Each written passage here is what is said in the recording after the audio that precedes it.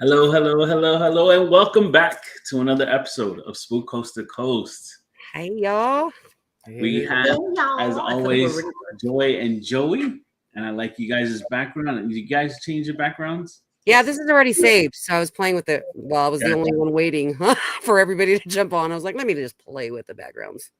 And I don't know if you didn't have it last week, right? Because I was... No, I usually, lately, I've been having that, which one I... TV, right? The TV. The TV with the hand that's always grabbing my head. It's like this.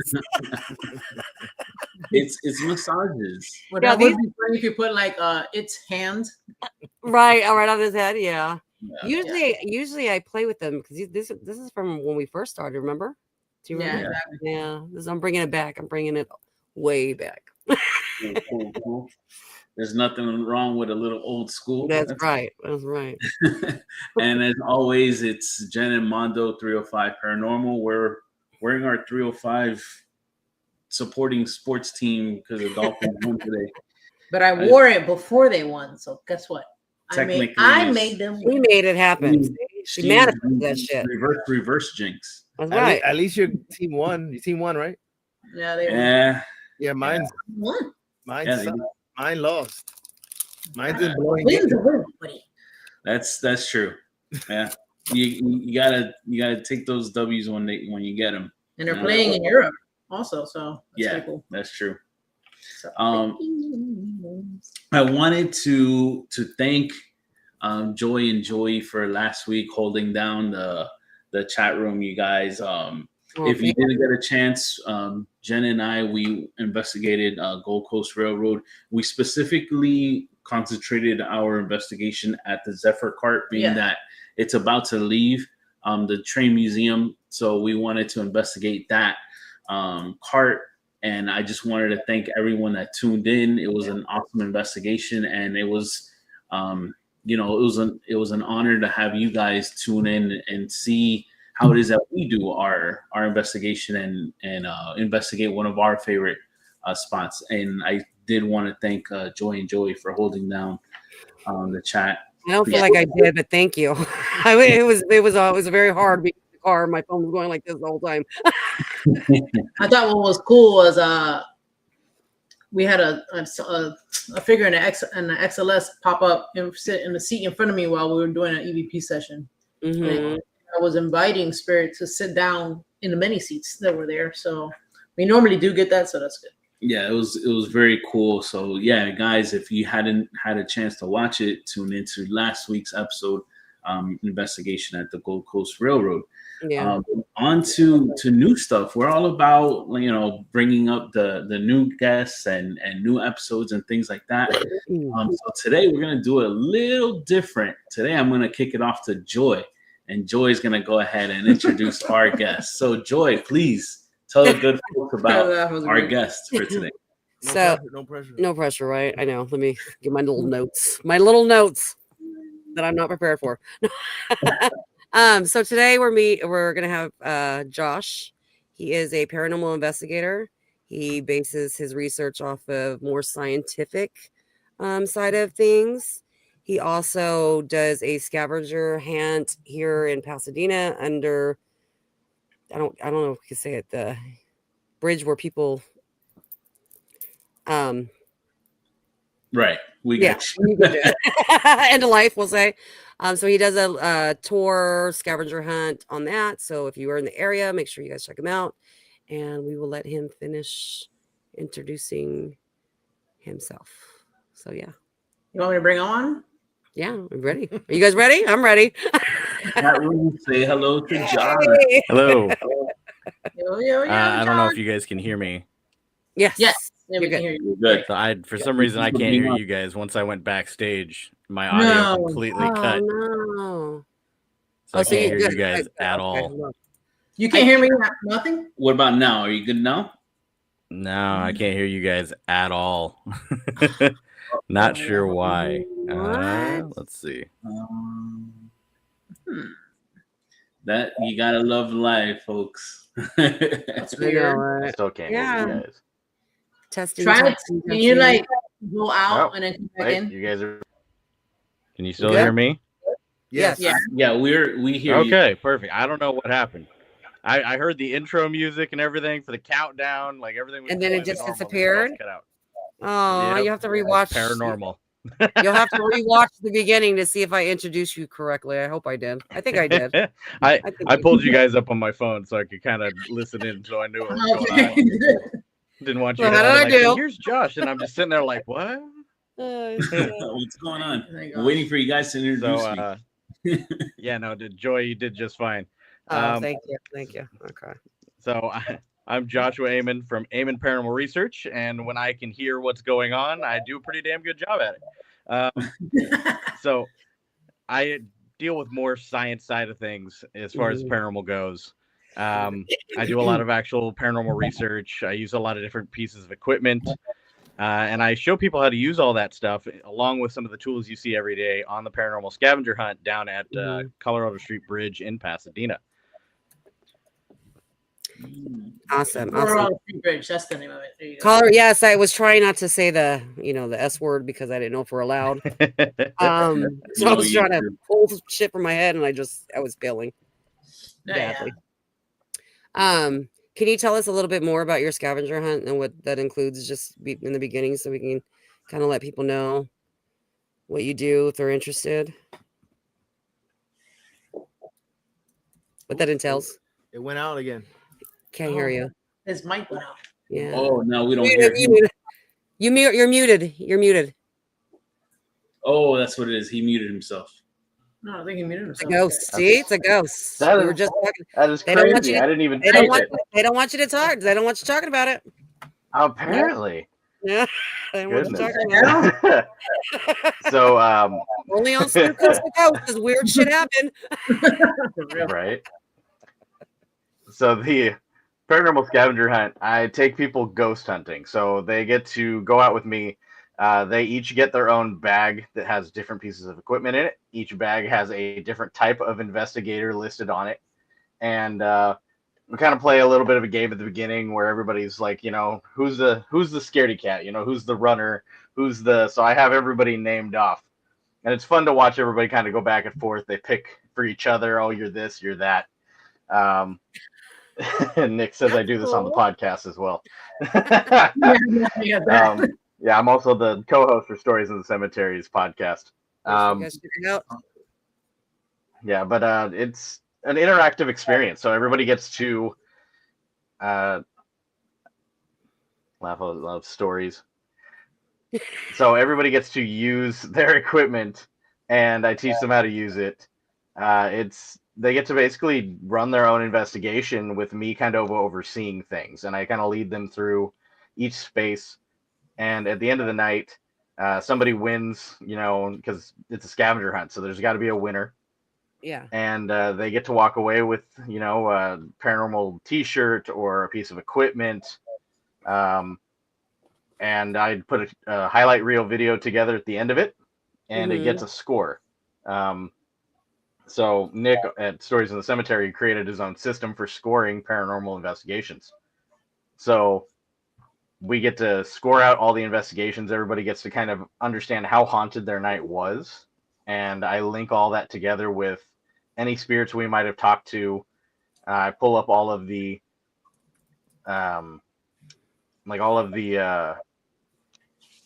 newspaper articles and information I have listed for all of the people that have jumped. So it's really, really interesting to see who we talk to, who we've interacted with, depending on, dates that people may have jumped, and other factors. So that sounds cool though. That's really different. Cool experience. Yeah, it's different from just a regular tour type thing. Exactly. You're actually involving. Yeah, that's really cool. That's awesome. I'll have to take one. We'll have to take one of your scavenger hunts. Is it always in the same place? So I don't hear Jen and Mondo now. Uh-oh. What the heck? She just asked, is it always in the same place? Oh, Jen, Mondo, I think your mic, I don't see talk. No, I hear him. I hear you now. Yeah. What the heck is going on? I can't hear anybody. Listen, ghosties, please back off. For James real. says Let me that- see if that I can sounds plug really my cool. headphones in. Because right now they're Wi-Fi, so Oh, it might be that. Maybe it's the maybe battery. that'll make a difference here.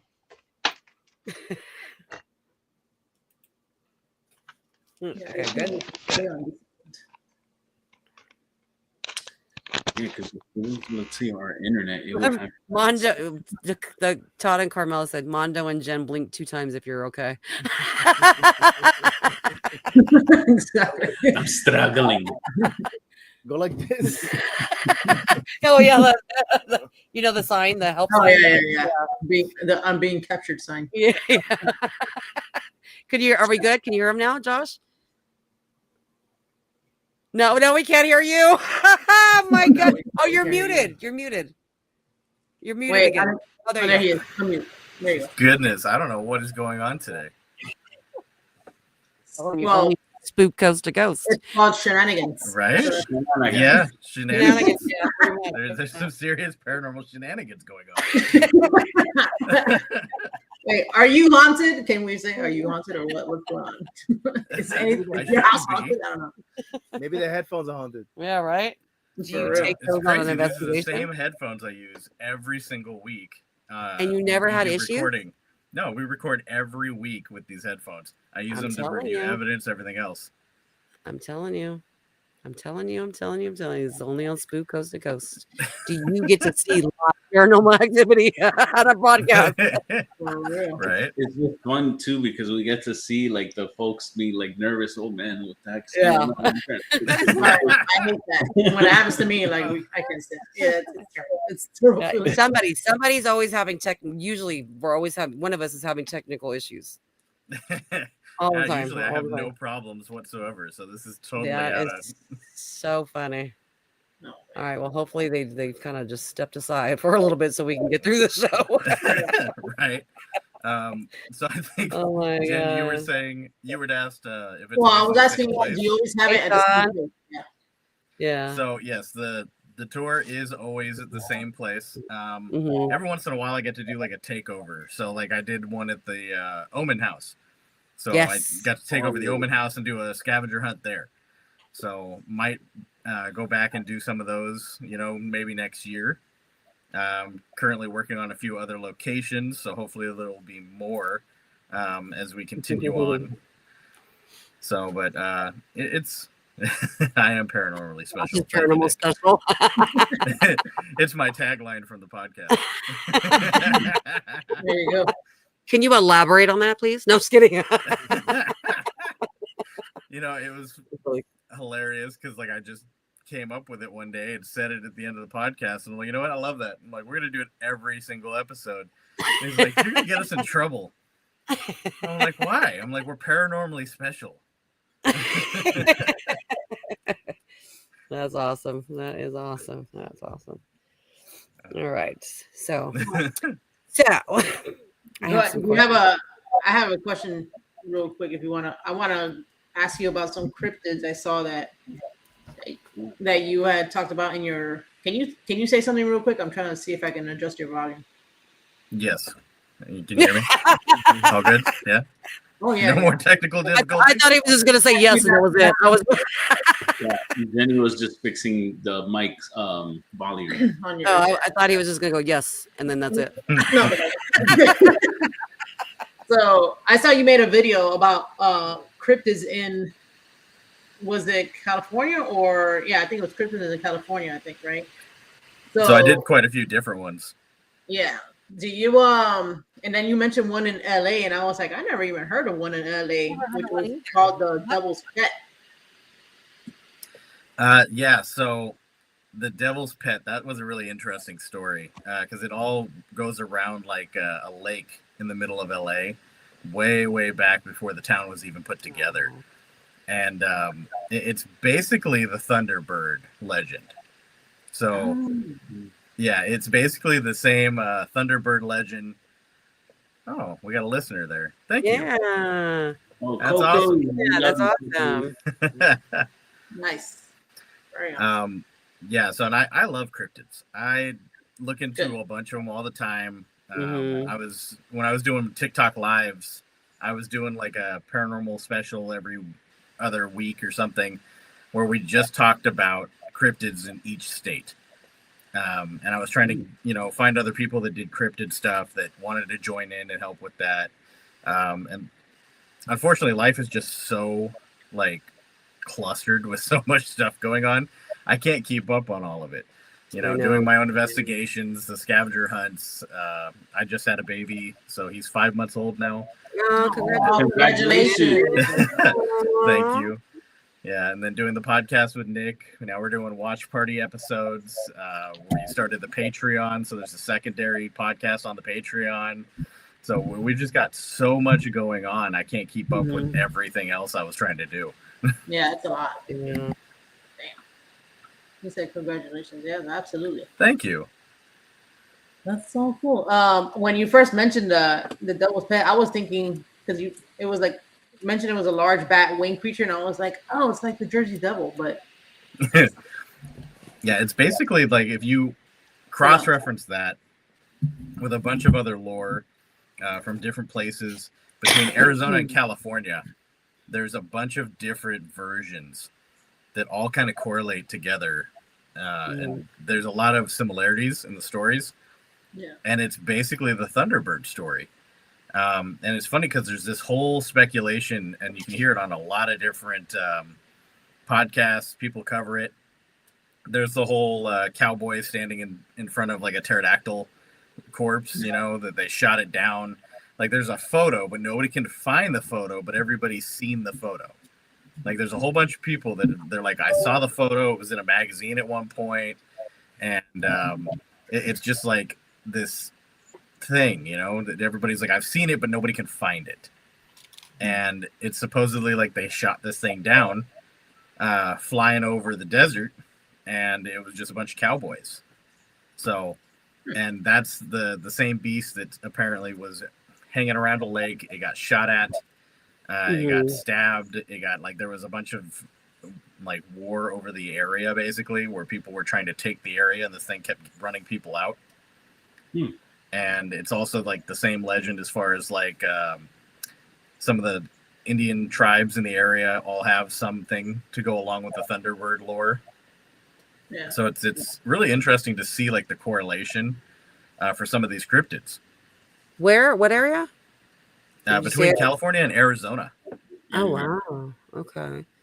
When you said Thunderbirds, I laughed because Joey has a pair of Thunderbird shoes. They're so ugly. So I'm sorry if you see me laughing. This is like, girl, what? Wait, you're trying to embarrass me. I just thought of those ugly freaking shoes he bought. It's not Thunderbird. What is it? No, it's Thundercats. No. Whatever. Thunder something. That's another person. They're Thundercats.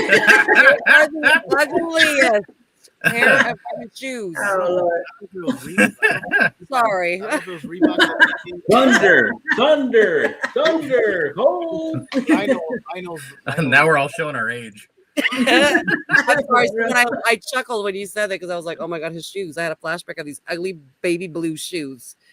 Yeah, it was Lionel from Thundercats. Oh my God. I think Reebok sneakers or something like that. I seen him. I was like, oh shit, that's old school. I wanna get a pair. I don't know. Jen and Joey have like almost similar tastes, so she might like them. I think they're hideous. I know what they are. You know what they are? Yeah, of course. Do you like it? The question is, do you like them? I used to like Thundercats. See, So, yeah, kind of. me and Mondo are like, Dude, I used to we're like, I used to love He-Man too. I was a big He-Man. Oh no, Fucking- Joy, I'm on their ship. I'm yeah. Come on, this wooden ship. Come on. I'm a fan of Thundercats and Thundercats, all those okay, old school okay. cartoons, man. Oh my god. Oh my God. Sorry, I had to take it off subject. Okay. Anyway, sorry. Back to regular Yeah, school. let's reel it back in, Joy. Let's reel it back in. I was gonna ask. You mentioned Oh, also the famous Patterson films. The footage. The one that Right, everybody's Patterson seen. Gimlin.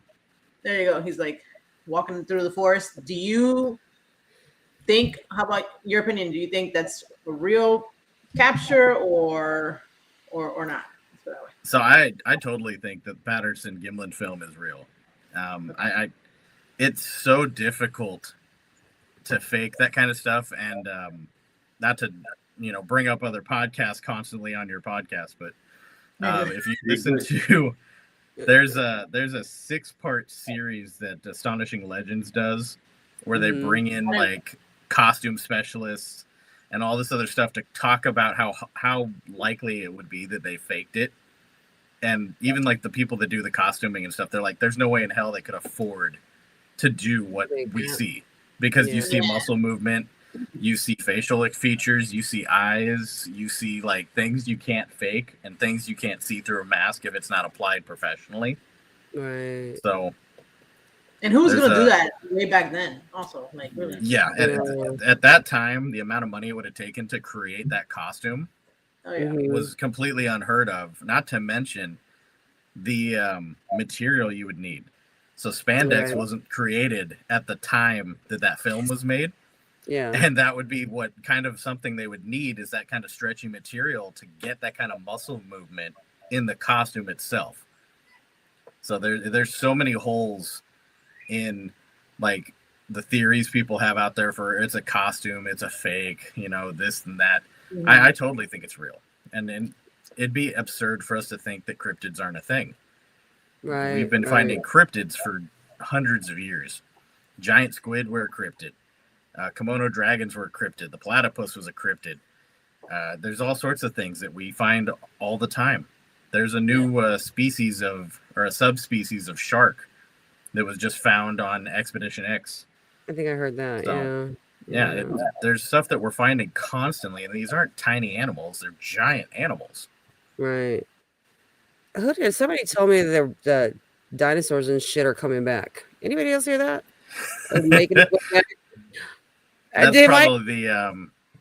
That's probably you. Maybe it was you at the 𝗟𝗏. I don't know. Somebody told me that. Did you tell me that? Well, there's a company that has brought back dire wolves, and are currently working their way through other. Hey, V Team Paranormal. They're trying to go through and bring back the woolly mammoth, and then they're going to try and work their way into actual dinosaurs. So so you were the one that told me that. I knew I wasn't crazy. There's obviously not enough Jurassic Park movies to show these people it's a bad idea. Right? Yeah. We need more. Hey, Mela. Apparently. I need a full-blown island. Yeah. I was like no Spanx, and I'm like, nah, Kim K would be no Spanx. So what do you think? Do you think cryptids are interdimensional? What do you think? What are your thoughts on that? I mean, I think cryptids are just, they're just animals. Like, it's just animals we have not found and not figured out, because the amount of data you need to classify something not a cryptid is insane. Right. Like, you can't just find one and say, hey, look, I found one. Like, you can show a scientist, here's Bigfoot. Well, he doesn't have a family. There's no female Bigfoot. There's no children. There's no population. Therefore, it's still a cryptid. Right. Like, there has to be a sustainable like amount of them for it to be considered a real live animal, even if it's already there living in front of you. So how do you think they appear? Like, they just disappear? Like, they're hard to catch on camera. At least for Bigfoot. Yeah. Honestly, a lot of these things, I would say it's probably just like any other animal. They don't want to be on camera. They don't want to be seen by people. They've probably had bad experiences. Yeah. You think about like some of the stories that you've heard. People shoot at these things. Yeah, that's true. And they're stronger, faster. More capable of getting through harsh terrain. So yeah, it's completely plausible that we haven't been able to come, close to getting actual evidence of these things. So and you if they're think like humanoid as we think, they could be burying, they could be burying their dead. They could have a structure to how they do things. Yeah. So it's not far-fetched to think. Yeah. So like, say you were out in the woods and you seen one, and then 1 second they're there, the next second you're gone. How do you think they disappear like that? Like, they run? Honestly. Oh yeah. Honestly, that as fast as they move. I mean, there's people that have taken video footage. You know, there's a video that's a famous video of someone filming up thousands of feet up on a mountain, and this thing just plowing through the snow, just going all the way across, and they time it and figure out like Crazy. One, that's way too high up, you know, for people to be up there without gear. Yeah. Two, for that person to move that fast was physically impossible. Right. You know, so you're talking about something that's bigger and stronger and capable of moving through deep light snow kind of type at thing. high altitudes. Like, right. I'm sure that thing will outrun me and anybody else that wants to outrun without a problem. That's interesting. So that's interesting, your take on it. Yeah. Yeah. That's cool. It's a different opinion than I've heard, you know? Yeah, that's cool. Have you ever tried to investigate one yourself out there? Like in Well, you know, I'd love to go cryptid hunting. But LA doesn't exactly have the ability to go cryptid hunting. There's nothing here. No, but Like, maybe go to like redwood forest or something. I don't know. I would love to, honestly. I don't think I have the gear necessary to do a full cryptid hunting thing. I normally work alone, so I don't have like a team of investigators behind me or anything. And I'd have to find like a cryptid team to work alongside. So, and yeah, it's something that's definitely on the list. I just have to find a way to get to it. Yeah, for sure. Well, interesting. B team says my First Nations elders told me that their ancestors talked about Bigfoot or Sasquatches. Yeah. Yeah, there's a lot of lore. Yeah, a lot of lore in or like Native American descendant. Like, there's a lot of lore all the way across. They all have stories about some kind of Bigfoot type creature. Yeah. I mean, there's even 𝗟𝗓𝗃𝗃𝗃, you know. What is that? Something that's an actual proven creature from like I think it's Cretaceous era. And it's basically exactly what we think Bigfoot is. So it's a giant ape-like creature that's somewhere between like man and ape, and it walked on two legs, and it was like 8-9 feet tall. It fits perfectly to the descriptions of Bigfoot. So there's a lot of creatures you go back, and they can be explained by looking back at like Cretaceous period, dinosaurs, all that stuff. I mean, 𝗶𝗟𝗃𝗃𝗃 is the closest thing to describing what Nessie looks like. 𝗶𝗟𝗃𝗃𝗃? 𝗶𝗟𝗃𝗃𝗃. So there's a whole bunch of lake monsters that all look just like how Nessie is described. And when you put those features down and actually like map it out and draw it out, it looks like a 𝗶𝗟𝗃𝗃𝗃. So there's one after another, like that kind of just continues to happen as you get some of these cryptid stories. And it's not far-fetched. I mean, especially with things like deep woods creatures, things that can get up into mountains where we can't get, into altitudes we can't handle, things that can dive down into the water into depths we can't handle. Yeah. I just Googled it because I was like, I have to put a picture behind the thing. It looks like one of those things with a long neck. You've probably seen them in movies. Isn't there a movie on that? This is the Loch Ness. Same thing. The Loch Ness, kind of like the Loch Ness. Oh, wow.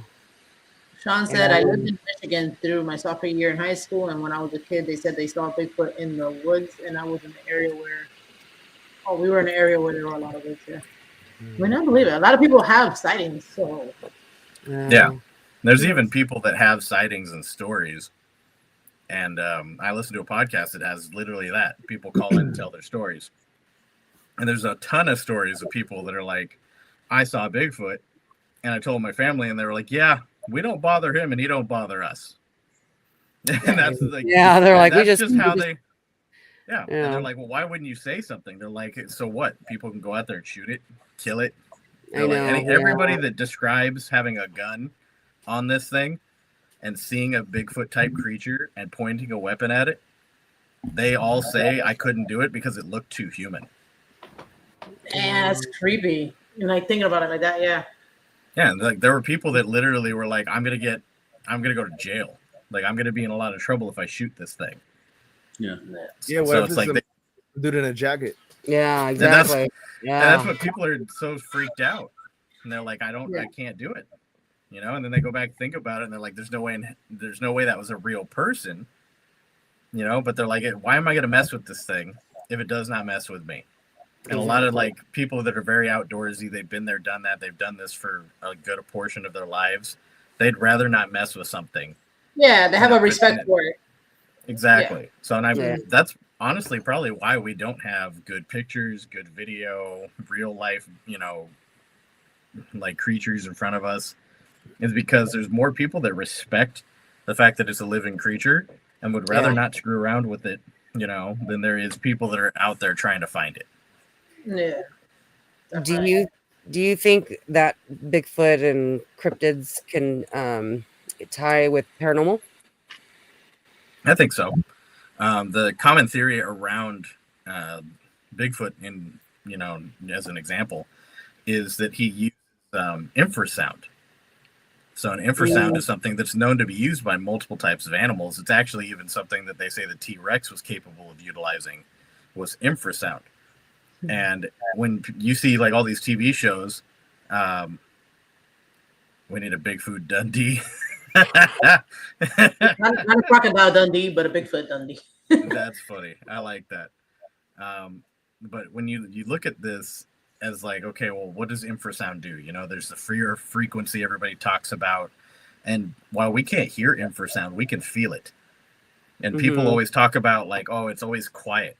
You know, Bigfoot shows up, something's happening, everything goes quiet. That's an effect of infrasound. Other animals feeling that frequency and understanding, you know, that there's something dangerous and going quiet because of it. Like that's an effect of infrasound. So, and you have these people that, you know, all of a sudden they feel like there's something wrong. It's an effect of infrasound. So yeah, there's a lot of things, and we use infrasound in the paranormal. Nick from Stories in the Cemetery right now is running a bunch of different experimentation with infrasound on investigations. That's awesome. That's cool.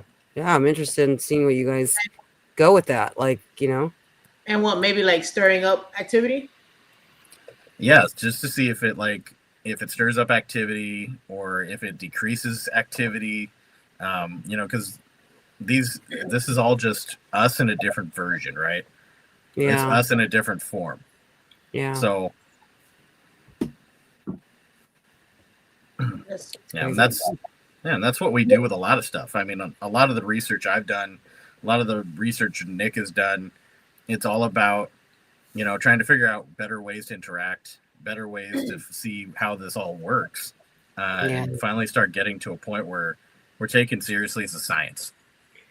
I'm interested in knowing, I don't know, are you still on the subject with you have any more questions, Jen, about the Bigfoot and stuff?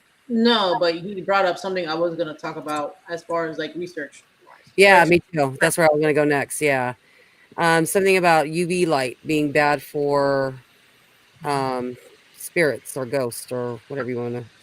Yeah, so this is a running theory I've had since I started in the paranormal. And it started with me doing research on what's the best equipment to buy, you know, because obviously we get into the field and we're like, we want to buy good stuff that's going to work well. Yeah. So I did a lot of research and found that a lot of teams didn't use ultraviolet UV cameras. And I was like, that's really weird. Like, why wouldn't they use UV cameras? It's a better night vision than IR is. And I found that teams didn't use UV cameras because they didn't report a lot of activity. They just didn't get stuff on those cameras. Yeah. So I was like, that's really weird. So I bought a black light and I started using it on investigations. And I was like, you know what? While I'm at it, I'm going to buy a bunch of different colors. And this is like, 12 years ago. So you could only get like red, green, and blue because they're hunting lights that were strong, that were good high lumen flashlights. Everything else was like child's toy and you could barely see it in the dark. So I started using different colored lights on investigations. And I noticed every time I used black light, it seemed like they just really didn't like it.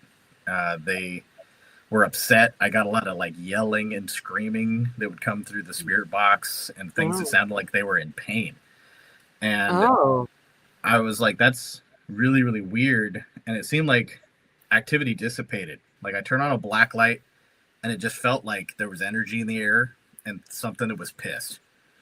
And I shut it off, and it was like everything just disappeared. It was gone. And then I was like, okay, well, there's no more activity here. We got to move somewhere else. So I was like, this obviously has some kind of negative effect on the spirit. So over the years, I've been doing more and more research trying to figure out why that would be. And interestingly enough, 𝗟𝗶𝗘𝗀𝗃 from Ghost Hunters International said something similar. The year I started investigating, he actually did an interview. And he said, I think black light is harmful to spirits. And he kind of left it at that. So I reached out to him, talked to him, interviewed him, and we batted ideas back and forth. And we're on different like paths as far as where we're taking that information. And I think what he's doing with it is amazing. Like he thinks it's got something to do with the iron content in your body and that it has some kind of reaction. But he thinks it's definitely harmful. But he's gone, farther into other things he's been looking into. And I'm, still trying to track down, well, why? Why does it have this effect? What's causing it?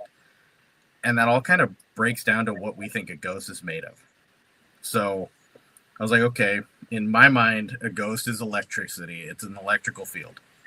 I'm like, and it makes total sense to me that it's a EMF bubble. Because we run on electricity. We give off EMF, a slight EMF field because of the nervous system.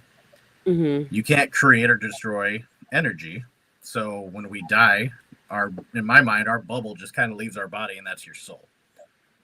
This explains how they interact with all the equipment we have. It explains most of every occurrence that somebody's brought up. I've been able to explain utilizing, the soul as an EMF bubble as that theory.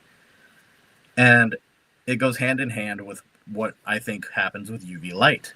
Because when you use UV light on an EMF radiation bubble, it causes a few different scientific processes. So if you use a UVB light, which is the normal black light we all know, you get something called photodislocation. And this basically causes a process where you destabilize air molecules, and the air molecules go looking for new electrons. So it's like you pulled the batteries out of the air. These molecules are now looking actively to put themselves back together. They need the electrons that you just ripped out of the air. If an EMF bubble is just hanging around, the air is going to literally attack that bubble for the electrons because it's the closest thing that has them. So it's a violent process, and it ends up causing ionization as the end result, or deionization. So that's what the black light, right? The black light we're referring to, right? Okay. Correct. And that's a UVB black light. And that's something we can see, right? We can see black light. Right. UVC light is much harder for us to see. We see very, very slight purple light from it, and that's all. And that causes direct ionization to an EMF bubble. Is that like the what are those cameras called? When they do the purple picture? No, those are that's full spectrum. Full spectrum. Okay, never mind. Okay. Full spectrum is UV light camera. And like I said, I don't use any full spectrum cameras because of my theory. And at this point, I feel like it works. I can prove that UV light causes this process with EMF. I ran experiments with a EMF pump and showed that shining black light on an EMF pump while it's running raises negative ions in the air. And I used an ion meter to show that it's actually working. So in a way, I'm backwards working through trying to basically prove what a ghost is. And I'm starting with what I think it is and how other things can interact with that and kind of working backwards. So what do you think is the best light to use in? That's actually something else I'm working on. I have red for some reason. Red. So I red feel like- is the bottom hertz, right? When you go through light, you have different hertz levels. And each light has its own hertz level that goes along with it. And the hertz levels also correlate perfectly with what we were talking about earlier in sound, right? So you have infrasound, you have all that's measured in hertz. Light can also be measured in hertz. Josh, have you and Nick worked any more with different colored light, red, green, etc. on investigations? So we'll get to that. I'm already headed in that direction, Todd, Camila. So red light is 400 to 484 terahertz. Then you have amber light, which I have. So all these colors are colors I actually have flashlights for now. Green, teal, blue, violet, pink light, which is interesting because it's actually a mix of light, and it's the only light I have that is a mix of two. And obviously ultraviolet light. So as of right now, red light seems like the best choice because it's low in hertz and should have the least effect on a spirit. What I'm starting to notice as I've been using all of these different lights, because I got the amber, the pink, and the teal recently and started using that. And I always use them for like questions and different things. So if I'm running a spirit box, I'll run and say, hey, like what color is this light I'm shining on the wall or shining on the floor? And I've gotten spirits to tell me, oh, that's blue, that's green, that's red. I haven't gotten them to identify black light, obviously, because it seems hurtful. So I've stopped using it in investigations unless there's something happening that I feel is negative. Is almost more of a defensive maneuver than anything else. Right. I got them to identify the teal light as blue. The only lights I haven't gotten them to identify are the amber light and the pink light. And I feel like the pink light might actually be the best light to use on an investigation because it's a mix of two lights. It's a mix of the high spectrum and the low spectrum light of red and violet. And so far, I can't seem to get anything to tell me that there's a light there that's pink. I don't know if it's just because they don't like the color or if they can't actually see that color. See it, yeah, maybe they can't even see it. And that's what I'm kind of thinking is possibly happening. So I'm like, I'm kind of getting, trying to go towards that, see if that works while I'm continuing to go through everything else. I've gotten the best evidence using blue and green. Blue and green are kind of in the middle. You got green at 526 to 606 terahertz, and you have blue at 606 to 668 terahertz. And they're kind of your middle ground light. But when you look at experimentation people have done with live people using different colored lights, you see that like blue light was used originally in a city in, I forget where it was, but they used blue light in a city, changed all of the lights in that town to blue, and their crime rate dropped because it's a calming light. So green's not far from that. Yeah, green's not far from that blue. Think about all the blue lights you see going around in your city street lights. There's a lot of things that people don't know that they do shit like that. Yes. So we're seeing more and more blue light being put into cities, street lights.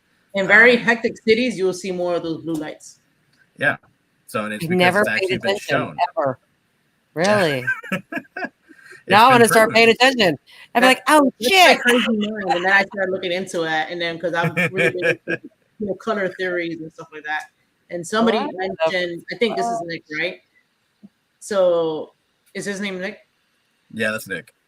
So he said he gets responses for red, but never a positive one. I try to experiment with red myself, and he's kind of right on that. We get responses, but it's very like I wouldn't say it's positive nor negative, but you're getting some type of activity. But green also I think is good. We actually caught an apparition, and there was I tend to use a laser grid, and I use a green one. I've tried to experiment with the purple one or blue one. Like I was doing that myself just to see if I would catch something on a grid like that. Green is so far is what has worked for maybe possibly getting something.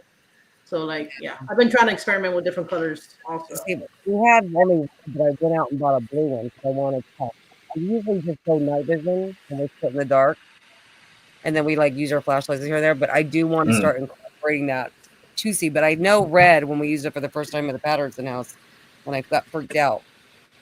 I don't know. Yeah, you responded weird with the red. It was it feels like high. Yeah, it heightened my senses. I thought I was seeing shit and trying to get Joey. I was like, what the hell? It was raining, but it was also raining too. Yeah. So it was raining and I was using the red. So there was two factors that supposedly, but I want to start incorporating that in our thing. And then he tells me I don't have flashlight discipline anyway, so that might be softer on the eyes. Yeah. So yes, I pointed at him and won't believe. Hopefully, I don't hear him talking shit to me. So I'm going to touch on what Todd and Camila were just saying in the comment there. So they use a full spectrum camera. Are you using full spectrum light? So, because it's the light that makes the difference, not what the camera sees. Because full spectrum cameras will see all light spectrum. They will see IR. They will also see full spectrum light. So if you're using a black light or anything else, it'll act as a light source for the camera, but it doesn't put off full spectrum light. Yeah. So you can still catch evidence using a full spectrum camera. It's just that the best light source for a full spectrum camera would technically be black light or dark beam or whatever some of the ones are called now. Or the IR lights. We use IR lights with our full spectrum. Yeah. So now, best way to show is a full spectrum light will be like a purple color, and an IR light comes off red. Yeah. He said, full spectrum light.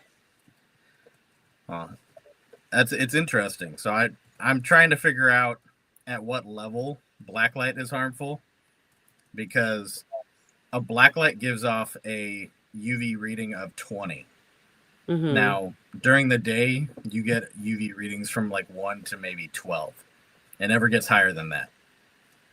So, and if it does, it's because there was some horrible, crazy anomaly, like a volcano exploding can get like a 30. But that's all UV, right? So I'm trying to figure out at what level ultraviolet or black light is harmful. So I'm still working on that. I'd love to see some clips. We have an ultraviolet flashlight. That's the one that you can look for like blood and Exactly. We have one. Exactly. I was trying to look. I bought it because I was looking for pet urine. It's just in case you guys ever but it also works on pet urine, but we never use it. I think we're gonna next time we go, remind me to bring it because I wanna test your theory and see if it please do. I mean, and, just like they're saying, I could be wrong. I could be wrong. There could be a lot of things in between. That's why we're doing it, though. We're doing it to continue to try and figure this out. If we do it, I'll definitely let you know how it went and see if I notice a difference. But I do want to start incorporating the lights in our investigations for sure. Yeah, because I even had a company that does like haunted items, and he was using it to simulate like the sun going down. So he was putting on UV light and then turning it off to simulate like day to night to see if he got more activity, and he got more activity after using the light. So, and he figured it was because they figured out like, oh, well, I can come out now. Do you think it's safe now? Do you think it's the location that might have the problem with the UV light, or do you think has it been like everywhere you've gone and used it, you have the same response? I've had the same response no matter where I've used a black light. I've never gotten anything but a negative response to a black light. And I've had plenty of like different scenarios happen. I had somebody scratched on an investigation. We turned on black lights and we walked them off that location. And it felt heavy, while we were doing it. And the minute we shut the lights off, it was like everything dissipated and it felt light and airy. Wow. I had people, same location. We were there and we were having rocks thrown at us. And we did the same thing. We turned lights on, black lights on, and it felt like thick. The air was real thick, and it felt like somebody was like looking over your shoulder and was just pissed. Oh And the damn! minute Wow. we shut the light off, everything dissipated. And Could it be? honestly, Could it be opposite though? Could it be the UV lights attract that? Like, gives them more power, energy.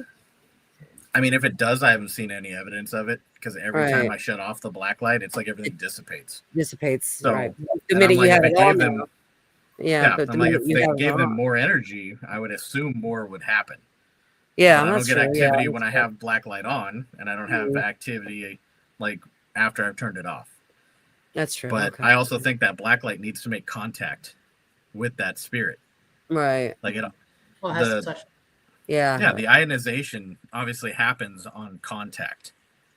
Maybe it hurts So it them. has Maybe to they're make like, so it's Yeah. got to make some kind of contact. So I mean, yeah, I could turn on a black light and I'm over here and it's standing over here, and Yeah. obviously it won't do anything at that like a point. vampire. You know how you shine the light on a Yeah. vampire in the movies, and they're like,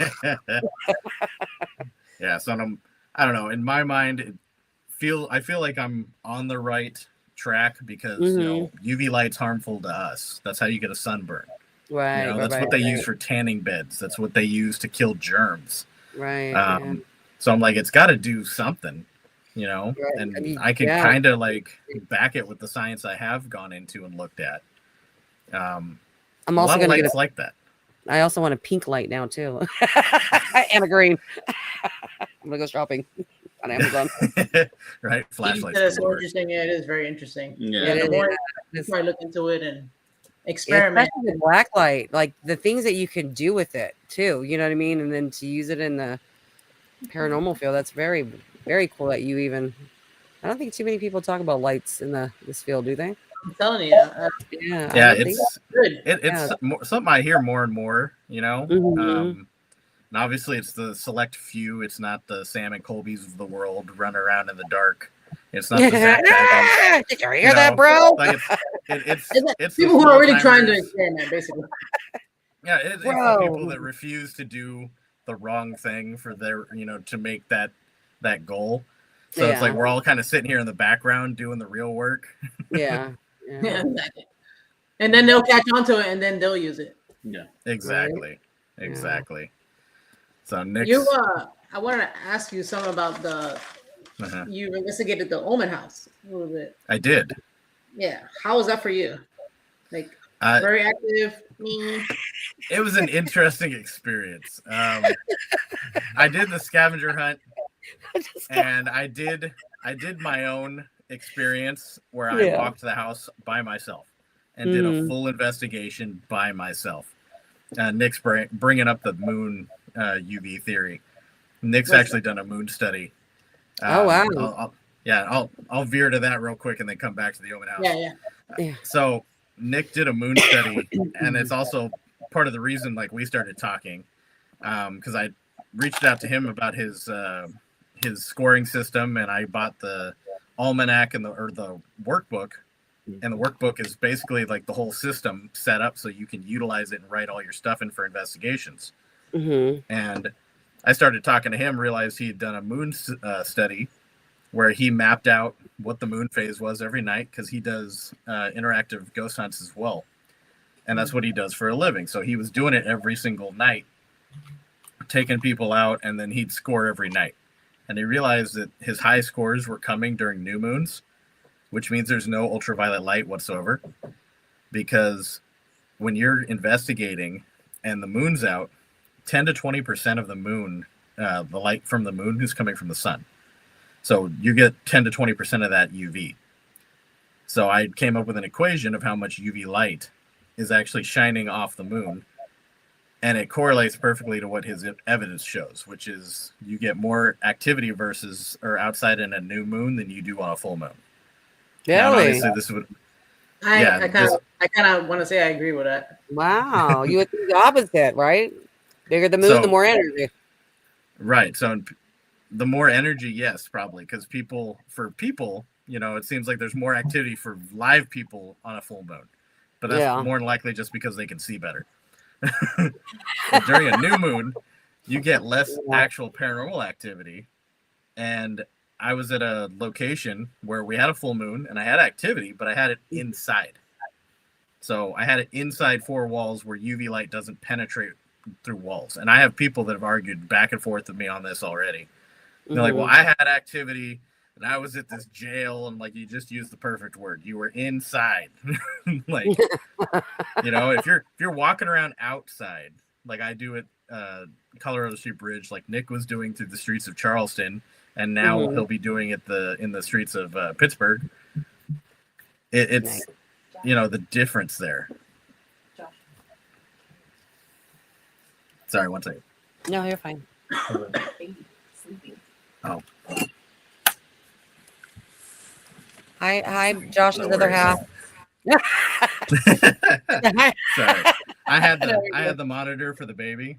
Oh, She just put him down for a nap. He'll be up in 20 minutes or so.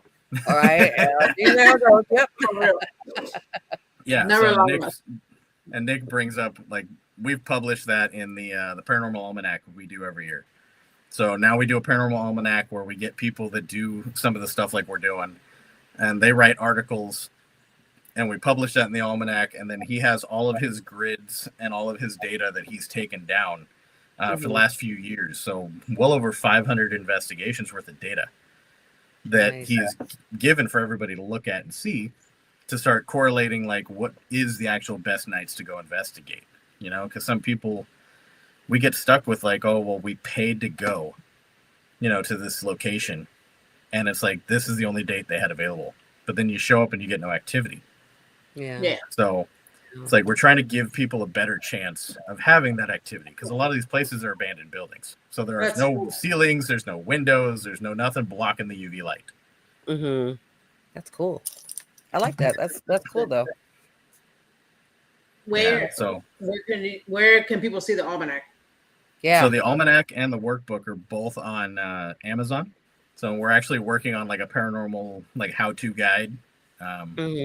So I wrote like 50 pages of it, and I've been working on it for years, and I sent it over to Nick. He's going to add some of his, and it'll basically be like a 3-book series now, where it's the Paranormal Investigators workbook, the almanac, and then like the how-to guide. Right. So nice. Yeah. That's awesome. Yeah, I like that. Yeah, I do too. That's really cool. I like the sharing moon. is caring. That's right. That's right. Yeah, I've been interested to see the moon phases and stuff like that too, because I kind of pay attention to that when we go. We used to do help host events at certain historic locations, and that's the first thing I look at is what type of moon is it during the event night, and it's always a full moon.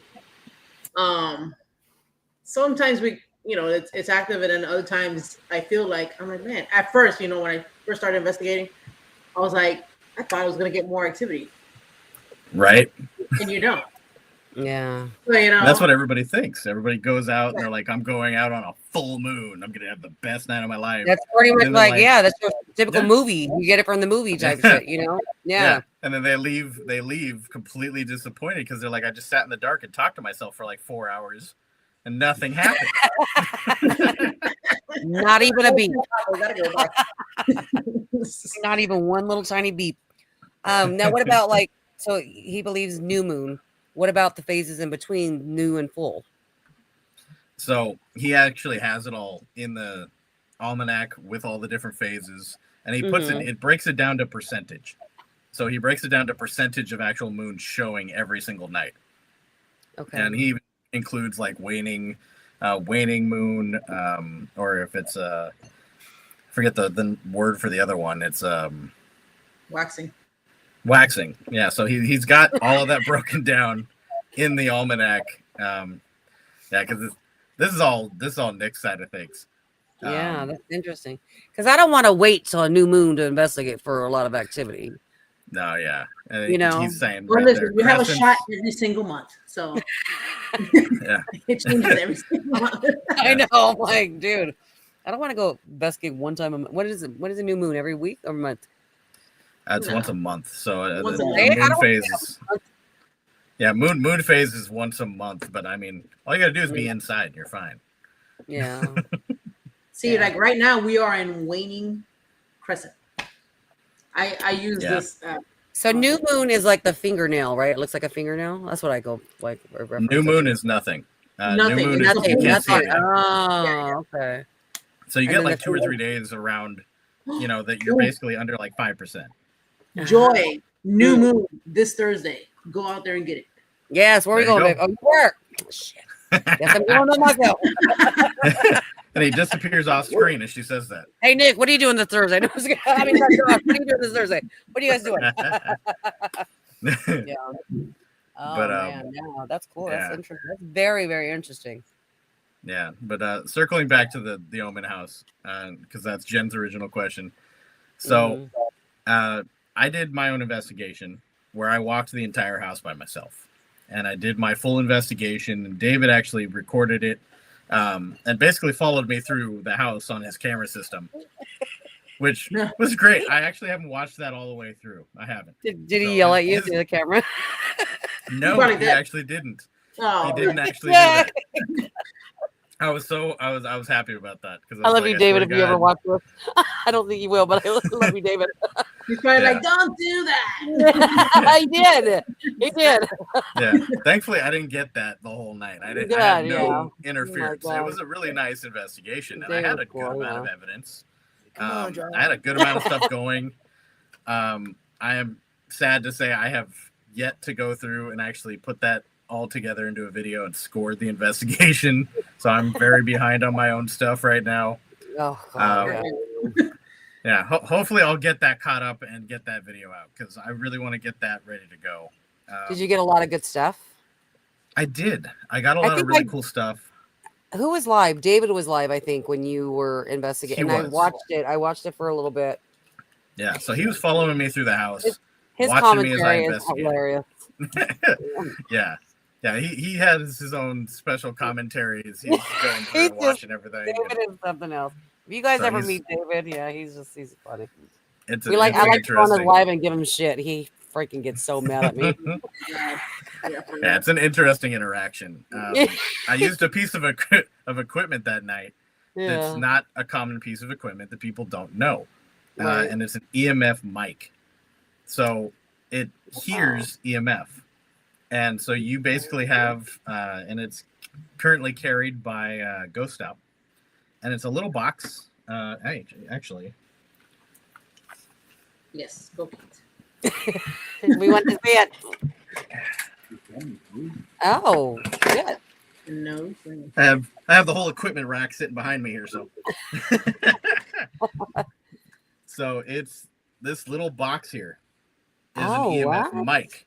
So I have it strapped to a K2 meter, and it's hooked into a recorder.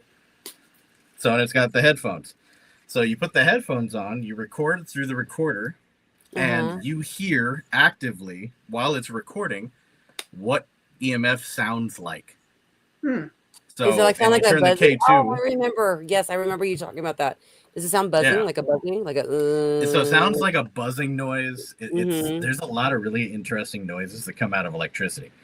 And we put the K2 up on top, and I turn it on so that you can basically see what's going on as you're hearing what's going on, so it can correlate. Nick and I went back and forth. We both bought one, found humanoid voices in there. Yes, so we've been going back and forth trying to figure out the best setup, and we both finally got where it makes sense. And I used it that night, and then, like Nick was saying, he's gotten things that sound almost like a voice, like a human voice coming through in the EMF.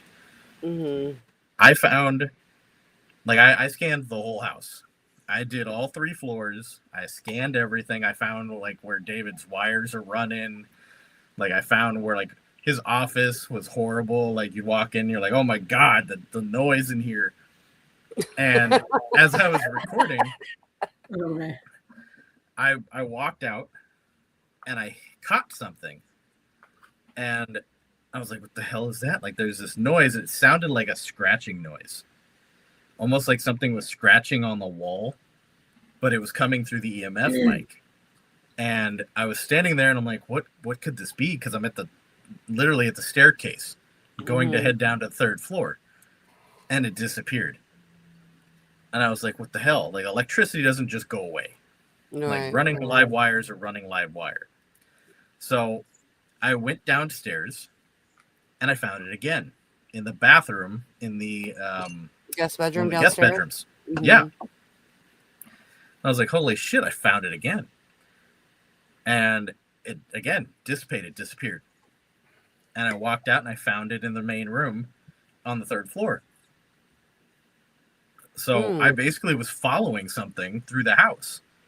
And it had the same EMF signature. Yeah, it was like hide and seek with you, huh? Yeah, so because it was such a distinctive noise, I was able to identify every time I came across it. So it had its own EMF signature. Wow. Which also lends to the theory that a ghost is EMF radiation, because that's what the mic hears. Funny enough, most of all equipment we use is on the EMF spectrum. So IR light is in the EMF spectrum, UV light's in the EMF spectrum, radio waves in the EMF spectrum. Everything up to gamma radiation is in the EM spectrum. So there's every device we use is in the EM spectrum, except for I'm trying to think, like some of our motion sensor stuff. But almost every piece of equipment you can name, it's part of the EMF spectrum. That reminded me when you said that when we were live, he was watching you on his live. I don't remember if you were using the spirit box, but something happened to where it sounded like you were kind of underwater, but you heard voices underneath that. And it could have been just the live, watching a live from a live feed. Right. It could have been something like that, but it was just the weirdest thing because you can actually hear what sounded like conversation. It was crazy. And I'm not the only one that heard that. So I don't know. Nothing is paranormal. It was just very, I've heard it before. I don't hear it all the time, but I don't really see people doing live from a live either. So, you know what I mean? So I don't know if that traveled through it had something to do with, if it was paranormal. I don't know, but right. So as Nick's also mentioning in the comments there, the EMF mic is really, really cool because you can take it and put it into Audacity or whatever sound programming you're using. The EMF spikes create a spike that's visible. So everything else is flat because it only records the EMF. It makes it really, really easy to go through because you can just go straight to each spike. If you didn't get anything for 5 minutes, you don't have to listen to silence for 5 minutes. You can go straight to the spike and be like, okay, there. It makes it so much easier. Have you talked to an electrician to see if that could be anything that's like debunkable or like it's a normal or with the those waves with electricity or whatever? So I haven't talked to any kind of electrician for it. I have talked to my brother. Actually works for a company I can't mention, but he does all that kind of stuff. So he works on electrical with like big machinery, basically. Right. And it's completely against everything science believes to have any kind of free floating EMF. So the concept of my spirit and what I think is a spirit science says isn't possible to even happen in the first place. Right. So to have any other kind of free floating electrical radiation or like a signal in the air, it shouldn't be plausible. Right. And things like Wi-Fi signal travel way too fast for me to pick up on something like an EMF mic. Yeah. Just interesting. Is that like a normal sound electricity makes? Or, but I mean, if you're only hearing interesting. If you're only hearing it in different parts of the house, that's what makes it more questionable. It's like it's running from you, It's running from you. Like it's running from you. So that's kind of like, because I'm a skeptic. I think I told you that when we met. I'm a skeptic, so I'm gonna try to like think of everything that I can think of possible to debunk something. So that's why the reason I asked. But if it's running, it sounded like it was like what you heard was like running from room to room, trying to get away from you. Like it didn't want you to hear that it was there. Kind of. So and it was really, really weird. Like and it's definitely something I recommend you guys pick up. Because you got to do a little bit of work putting it together and making something out of it. But it's a really cool piece of equipment to use. And it's just crazy to see what things sound like. Just walking around, like you put it up to, the light you use every day or, You put it up to like the Yeah, sockets in the wall, yeah. and you get a different sound from every single thing. It's kind of So- like one of those, like if you've been on like a street light, you hear the buzzing, like a street light on the outside. You're that. Have you guys Exactly. heard it, Jen Mondo? You know what I'm talking about? Yeah. Yeah, that Exactly. buzzing. That's interesting. Yeah. And So sometimes good- you hear it louder than others. Yeah. So can you hear, is that the only thing you can hear is the EMF, or can you hear like? Yeah, it's the only thing you can hear. So it doesn't pick Mhm. up regular noise. It doesn't record around you. It only Mhm. picks up the electrical field. So, like I said, it also, like, when you're doing that, you have to have something else running. Like, you have to Right. have. I had a camera on my chest, Mm-hmm. so like the camera knew when I started and it knew when I finished. So I was able to record, alongside it, basically to correlate video to Right. show where the video happened with the audio that I had correlating. So, but you have to have something running side by side with it. Otherwise you get lost. And then you're just like, crap, I don't know when I took, these readings. I don't know where I Yeah. was. Yeah. Exactly. If you get a chance and you get that little clip, I'd love to hear like the sound of it, like what you were hearing. Like, It's on Is YouTube. it out? It's Is it on on my YouTube? YouTube.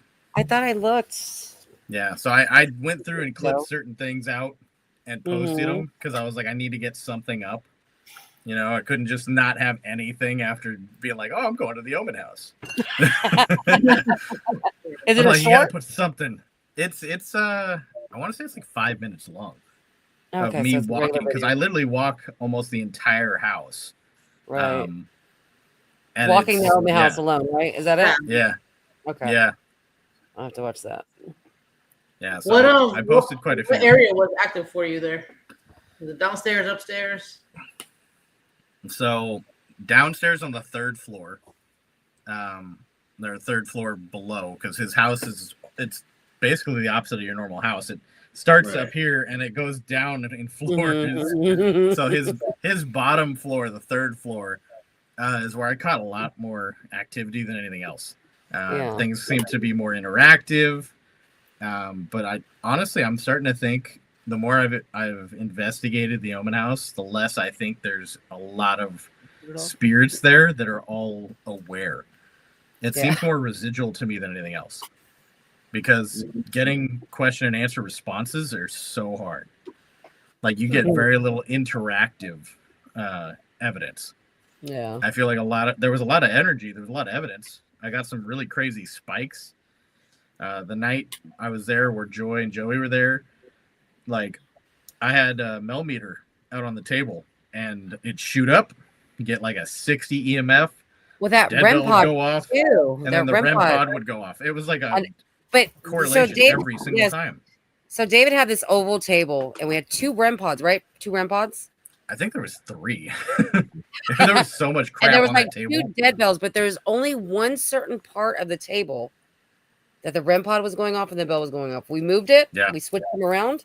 Nothing. We moved it to that same area and it was going off. I don't.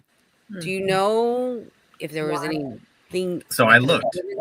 I Nothing? looked. I scanned it with the millimeter. I checked everything. Mhm. Everything I was getting as far as spikes completely correlates with what you see with paranormal activity. It shot up. You get a really high spike, and then it dropped all the way back down to zero. Right down. And Yeah, I that's don't- completely uncharacteristic of any actual electrical device and or field that you should be reading. So the movie room, right? Because Jen, we actually did an episode at the Omen House when we first started the podcast, right? You guys? Yeah, it was last year. Last year. Yeah, last year. And that movie room, I think we focused more on that room, didn't we? On the show? That's where we were getting a lot Yes. towards the end. Yeah. So you feel like you got most activity in the movie room then? It definitely seemed like it was the best for activity. And then the Right. second floor, where he has like that The hallway at washer, the end. dryer, like Yeah. setup, mhm. that seemed to have a decent amount of activity going on. It's that- almost like along the dirt wall, closer to the dirt wall. Oh yeah. Yeah, and that dirt room, like, I took Yeah. the EMF speaker, like I took the mic over to it. Mm. I got EMF off the dirt. like the dirt room where because he just has that wall of dirt. Yeah. Well, you know, there's ashes. I think one of his friend's mom left some of her there's ashes there. down there Oh. Yeah. Oh wow, in that room. well, that's interesting. Yeah. I She's sprinkled didn't some know of her. that. Yeah. Know that either. But, And then she's like, "What do you think of the earth room?" And I'm like, "Oh, I don't like it because the dirt smell." And she's like, "Oh, my mom's in there." I was like, "That's the only reason." Oh God. Her mom should have. Oh, I love it. I'm sorry. I meant I love it. Smells so great. Yeah, but That's the only reason I know. Yeah. that area gave off EMF. I'm like, that's not right. Like, I shouldn't be getting a signal from dirt. Off of dirt. Yeah. And then I took it. I went upstairs. I went outside, and I went to the hill, and I got the same signal, same noise. Hey, Cindy. So I'm like, what the hell's running? And it correlates with I forget his name, but the paranormal researcher that was there that said that there was weird energy about the house. Was it that night? I don't remember who was there. No, it's the one that David has like all the big like things. He's like, this is the papers that he left here, and this is all the stuff he left us. Somebody, right? Doctor. Yeah. I don't know who he is either. So, but he talks a lot about him. A lot. Yeah. Yeah. So, but I was like, it's weird. There is actual energy running through this, like the ground. So the fact that I was getting like some kind of pickup off of the earth, off of the dirt. Could there be any wires running through there, you think? Did David say if there's any It shouldn't be. There Shouldn't be be anything. There should be anything in that dirt under the house. Yeah. And just to, like I said, to debunk that, I literally went all the way up to the top, went outside his house, across the way to the dirt going up the hill, and checked that, and it had the exact same signature. And remember, in the ground, it's supposed to be grounded. You know what I'm saying? That's yeah. So I mean, there should be a base EMF that the earth gives off, but it shouldn't be that loud. Like, it was a loud noise. Wait, maybe something's with land. Maybe something. It could very well. It could very well be the land is causing a lot of that. So I mean, it's not like David's house is pinpointed directly on top of everything. So it's weird that everything seems to correlate through there. Yeah. So honestly, it could be that most of the energy is coming from that dirt. Yeah. And it's kind of powering whatever is hanging out in the house. Right. Yeah. Mm-hmm. So, and as many people coming through there, I mean, who knows what state behind either. Yeah. Oh yeah. And it's one of the things I talk about, with my theory on spirits and what they're made of, is that for something like that to exist, it has to have some kind of core. It has to have like a base of operations where it can go back to and recharge. And that's your basic, your basics for electricity, is that you have to have some type of like a charging station, station. Yeah. So it's capacitor. That's capacitor. The word's a capacitor. It has to have a capacitor. So, and for them to have that capacitor could very well just be the earth that's in part of that house, because it's literally open. You walk in and just kind of like, here's the dirt. I wish we could talk to his neighbors. I'm sure that would go into a completely different, like. I know. I'd be like, hey, I'm just here investigating. You have any activity? I'm sure there'd be a lot of very interesting conversations if we were to talk to the neighbors. Yeah, I wish. But most of them, I think, are probably upper echelon. We talked to the guy that owns the Sharon Tate was murdered. He let us in his driveway and turn around. Yeah. Yes, I should have asked him. Can we investigate your house? I don't know who the dude was. Oh, he was pissed because he had to call somebody inside to say, hey, can you open the gate? And I was like, I can't turn around. Our car was so big. David's street is so, dude. It's like this. God. Imagine a cell phone. You got this big ass car trying to, turn around this little street. It's very, very tight. You can't. It's impossible. Yes, so we had no other, because that night we met, there was so many cars there, and it was very limited. So anyway, the guy comes out. I'm like, hey, can we use your driveway to turn around? So he opens up one side, and I'm like, I can't fit. Like, I don't want to hit your gate. Oh, he was mad. He was got mad. I annoyed. was like, can you get in my car? And because I don't want to drive all over your property. Like, where do I turn around? Oh, but he was nice enough to let us go, but he was not happy. He could tell. Yeah. But David did say he's not very friendly, so I was very grateful. Yeah. So did you get a glimpse of the house though? Oh, as soon as the gates open, there's a driveway that goes down. So Oh, I it was goes like, down? one side goes down to the left, and then the other side goes forward into the front of the house. So I went. Hey, had he not told me, I don't know which way I would have went. You should have been like, yeah, we're just here, investigating. Yeah. So when I went forward, he got in my truck, and then we pulled forward. I did a loop around the front of the house. A massive house. Yeah. See, so if we ever go back and I see it, I'll be like, hey, remember us? We're the assholes that asked you to turn around in your driveway. You just pull in and be like, we're the electricians. We're here to Yeah, check.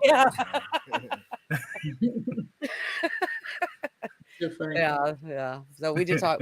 We have a little bit of a relationship, me and the people that live there. A little tiny bit. a little tiny relationship. Maybe we can. There you go. Yeah, that street is horrible. Oh, it's so bad. That I street know. is absolutely. Well, I mean, all those streets they look very, very narrow. It's not even a It's- street; it's a driveway. It's a driveway. It's that a leads driveway. up to like 3 or 4 houses that are in that Technically, driveway. technically, it's considered a driveway. So if you have a small car, you're cool. Mhm. But if you have any like an SUV, truck, Big ass truck, no. and there's other cars there, you're gonna have a hard time. You need to go backwards. Unless you just don't know how to turn around, because there was a whole ass like a truck, like a minivan that came up the street, and she's like, and she got her ass out of there. You just go, maybe you know how to drive. I drive a Subaru Forester, and I turned around in the guy's driveway next to the house. Yeah, I was able to. This lady was like turn. she was in a full ass utility van. You know those big ass ones? No. Yeah, she was. Because even the ladies that were there were like, "You did it." Yeah, but my truck was bigger than that. It's just because No, you didn't want to take it. Was able to do the Austin Powers. Exactly. Oh man, Josh, thank you very much for spending your Sunday with us. We definitely appreciate it.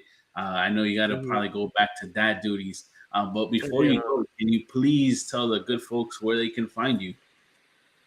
Yeah, they can find me on pretty much every social media platform under 𝗟𝗏𝗪 Paranormal Research. They can also find me on pretty much everything you see Stories in the Cemetery. I'm on obviously the podcast for Stories in the Cemetery. Wait, do you have a YouTube for that one or no? Stories of the There's Cemetery? a YouTube. There's a YouTube for that. We have the podcast. Nick has it's his business is actually Stories in the Cemetery. Nice. Okay. I'm part of the podcast, and I'm part of basically the team for everything now, because we do the Patreon. We do all of the other things. Mm-hmm. So we're working on there's so much going on with it. We're working on a paranormal network for podcasters and different things like that. Yeah, because so much like you have to pay, you got to pay $35, $45, $65 a month, for a paranormal or some network to be like, oh, hey, look, there's a podcast. Yeah. And they're not helpful. So we're like, you know what? Screw it. We can't find a good one. We're going to make one. So we've just been trying to do more and more in the paranormal world. So anywhere between those two, you can find me pretty much everywhere. That's awesome. I just want to say thank you for coming on, taking the time. I know you're busy. Oh, thank you guys. Yeah. Thank you. And chat room, thank you guys for being super interactive with us, with our guest today. And the best way you can show the four of us love is by showing our guest love. So please go ahead and support Josh in all of his upcoming research projects. Now he's going to do his own network. So support everything that Josh does. And especially the paranormal rule guide. I know you do. You do your peers. Yeah. And stuff like that. I think it's super interesting. Yeah, I would love to have you and Nick back. Yeah. Yeah. No, let me know. I'll get Nick on. He's in Pittsburgh, so he's 3 hours ahead of everybody else. I want to know more about that new moon. I think Jen knows more. She knows a little bit about this. I don't know nothing about the new moon, full moon. I just look at the sky and I'm like, oh. No, definitely. And Nick will love to come on and do that. Yeah. Yeah, I'd love to have you both on here. But yeah, No, but thank you guys. that's all. Awkward silence. I think we're all just kind of tired. I know Jen Mondo had a long week, so they're kind of like just. I hear that. Have a long week. Yeah. Surprisingly long week. Surprise. Well, Josh, thank you Awesome, for your Josh. time. And yeah, Yeah. like Joy was saying, Yeah. we would love to maybe have you and Nick on in the future. Maybe if Yeah. you do set up That'd be cool. that network, we That can too. Yeah, that'd be really talk cool. about that. Your line of books that you have coming out in Amazon soon. You know, we can promote that as well. There was Yeah. some more. I had questions here that I didn't even get to touch on. So I'm sorry. Yeah, we're like going down a rabbit hole with driveways. It's all good. The whole 𝗏𝗏𝗽𝗏 topic it's an interesting it's one. the David Since we all- Ullman driveway. We went since down we that all path. It know- is. Ah! It is. Literally. That was the highlight of the show, So- y'all. And the almanac, the workbook, and the Paranormal Network are actually all live. So those are all out, ready to go. Yes. It's only the like the how-to guide that we're still working on putting out. Awesome. Awesome. Yeah, you guys make sure you guys show some love, please. Josh is a super cool dude, very scientific based, which also makes it awesome. You don't make your own Well, thank you equipment, do guys. No, unfortunately, I'm not that smart. you? Okay. Not yet. I can.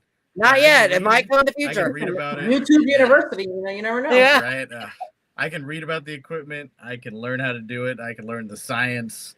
Putting it all together is just not my thing. Yeah. I'm Well, all right, y'all. Well, Josh, thank you very much. Yeah.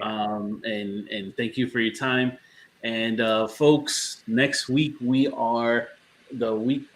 What is it? It's pre-Thanksgiving week, so we'll be back Sunday night. We'll be back Sunday.